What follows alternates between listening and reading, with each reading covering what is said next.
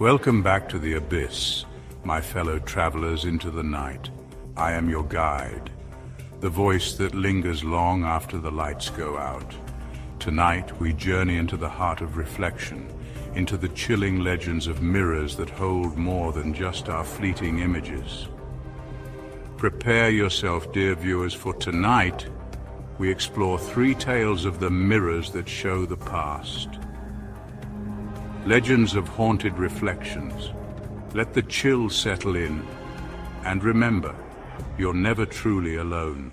Our first journey takes us to a crumbling manor perched atop a windswept hill, overlooking a town that's long forgotten its secrets. The Blackwood Manor, they call it, a place where opulence once reigned, now drowning in dust and decay. Locals whisper of the mirror locked away in the attic, a relic from a bygone era. It was brought there by the first mistress of the manor, a woman named Eleanor Blackwood. They say she was a woman of unparalleled beauty, her heart filled with a love as bright as the sun. But the sun sets, doesn't it? And so did her happiness. Her beloved, a sea captain with eyes as blue as the ocean depths, was lost at sea, leaving Eleanor a widow before her time. The mirror, they say, became her only solace, a cold, unfeeling confidant to a heart consumed by grief. Day after day she would sit before it, staring at her reflection, searching for some sign, some whisper from beyond the veil. But the mirror offered no comfort, only the reflection of her own despair. Years turned into decades. Eleanor's beauty faded, replaced by a haunting sorrow that seemed to emanate from her very being. The townsfolk would see her, a ghostly figure draped in black, wandering the halls of the manor, her eyes forever fixed on some distant point beyond the realm of the living. One stormy night, as lightning cracked the sky and thunder shook the very foundation of Blackwood Manor, Eleanor Blackwood was no more. They found her in the attic in front of the mirror, her eyes wide with a terror that death itself couldn't erase. The mirror remained untouched and undisturbed in the dusty attic, a silent witness to Eleanor's torment. Some say it's haunted by her sorrow, her desperate longing for her lost love forever imprinted on its surface. They say if you look closely enough, you can see her, a fleeting glimpse of a woman consumed by grief, reaching out from the other side. Visitors to the manor tell stories of strange occurrences surrounding the mirror. Cold spots, whispers of a woman's heartbroken sobs, and fleeting visions of a bygone era. It's a dangerous game to play, tempting fate by seeking out the secrets of the Blackwood Manor mirror.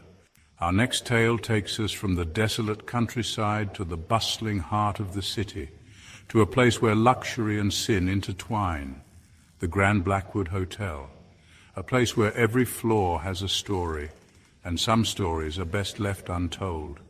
But tonight, my friends, we delve into the unspoken, into room 303, where a gilded mirror hangs heavy with the weight of a gruesome past. It was a night much like this, the air thick with unspoken desires and the promise of forbidden pleasures. A young couple, their love as fleeting as the moonlight filtering through the window, checked into room 303. They were intoxicated, not just by champagne and the thrill of a stolen weekend, but by each other. They say true love is blinding, and in this case it was deadly. For you see, their love was a dangerous game, a forbidden affair fueled by passion and doomed from the start. He was a man of power and prestige, his life a carefully constructed facade. She was the mistress, the hidden secret. Her beauty a dangerous weapon in a game she didn't fully understand. The mirror in room 303 witnessed it all. The laughter, the whispered promises, the desperate, all-consuming passion that burned bright but short-lived. It saw the moment their love turned sour, the argument escalating into a violent struggle. The man, blinded by jealousy and fueled by the intoxicating cocktail of power and possessiveness, lashed out. The mirror, a silent observer, reflected his rage, his face contorted in a grotesque mask of fury.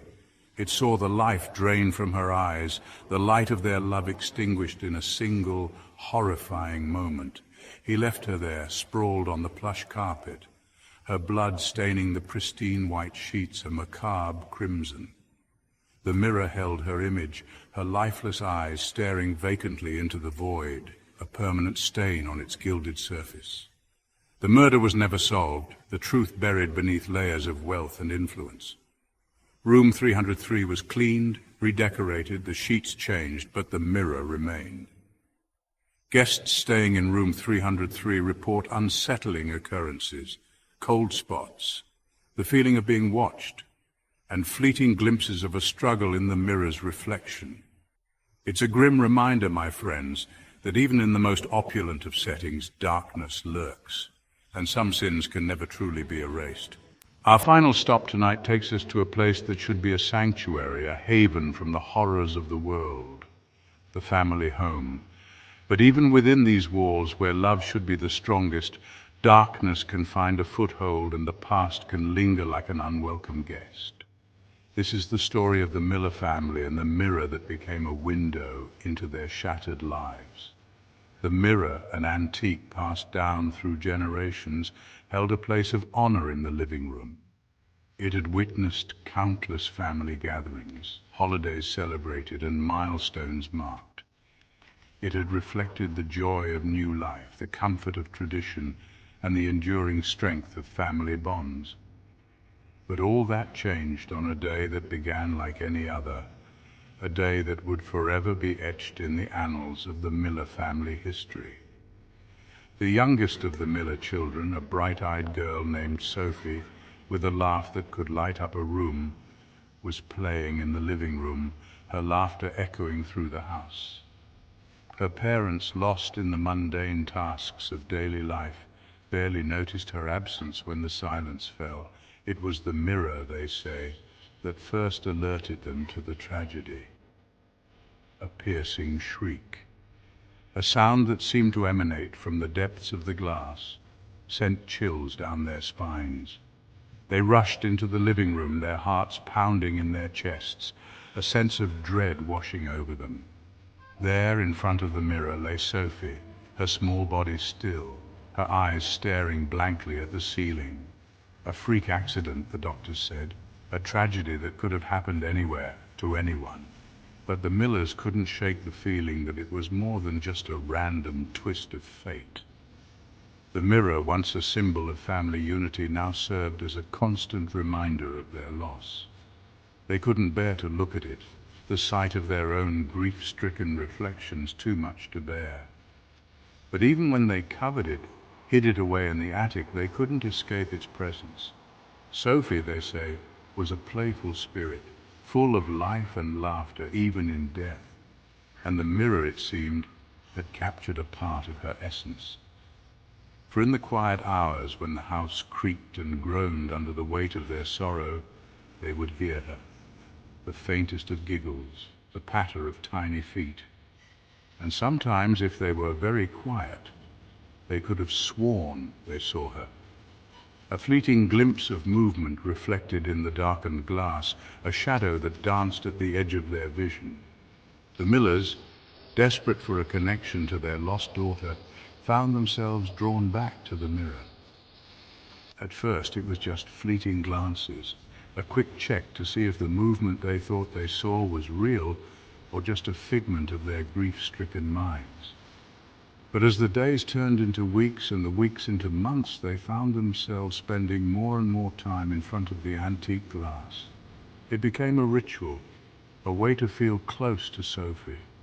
They would sit in the living room talking to her reflection, sharing stories of their day, pretending that she was still there with them. But the mirror, as with all things touched by the supernatural, had a dark side. It wasn't just Sophie's love and laughter that it reflected. There you have it, my insomniac friends, 3 chilling tales of mirrors as portals, reflecting not just our image, but fragments of lives lived and lost.